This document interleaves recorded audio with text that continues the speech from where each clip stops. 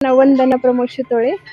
आमच्या इथं गेल्या महिन्यात इथं बिबट्या आला होता पार दरवाजापर्यंत आणि परत सगळ्या घराला येडा देऊन परत तिकडे गेला. आमच्या मिस्टरांना मी हे गेट लावलेलं होतं म्हणून त्या दिवशी घरात नाही आला आणि ते तिकडनं शेतातनं आले संध्याकाळचे आणि त्यांना तिथं त्या कॉर्नरला पास झाला. मग त्यांनी म्हणले कॅमेरे चेक करू. आम्ही CCTV बसवलेत.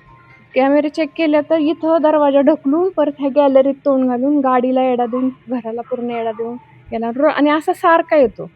आता शेतात पण पावलं दाखवली मी त्यांना.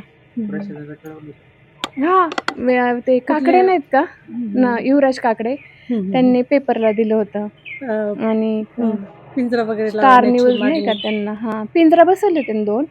पण तो काय करतोय, शेळी पिंजऱ्यातली शेळी ओढून नेली आणि त्यावेळेस दरवाजा पडला नाही आणि नंतर म्हणजे असा दरवाजा पडत नाही, पिंजरे बरोबर नाहीत असे नाही का.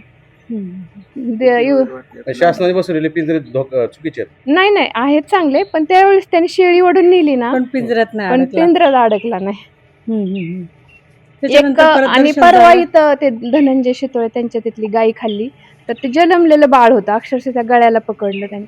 तर पाणी पाजलं ना तर त्या गळ्यातनंच खाली गळायचं.